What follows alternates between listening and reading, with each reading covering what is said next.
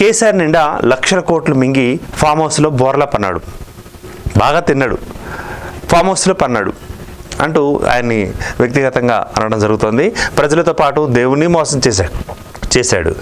ఇందిరమ్మ రాజ్యంలో 10 నెలల్లో 50,000 మందికి నియామక పత్రాలు ఇచ్చాం.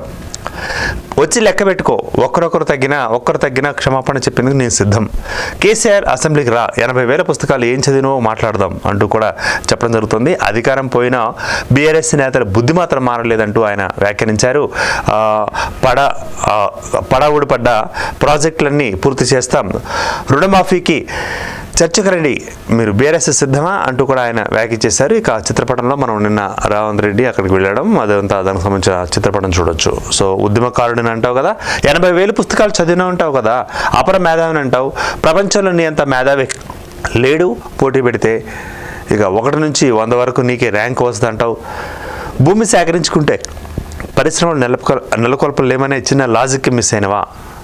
నేనేం 1,00,000 ఎకరాలు సేకరించలే, 4 గ్రామాలు కలిపి 1,100 ఎకరాలు భూమి తీసుకుందాం అన్న. ఇది ప్రపంచ సమస్య అయిందంటూ నువ్వు నిన్న ఢిల్లీ అయ్యింది, ఇప్పుడేమో చంద్రమండలం పోయి అక్కడ కూడా ఫిర్యాదు చేస్తాడంట అంటూ ఎద్దేవా చేయడం జరుగుతుంది. దానికి సంబంధించిన వార్తా కథనం ఇది.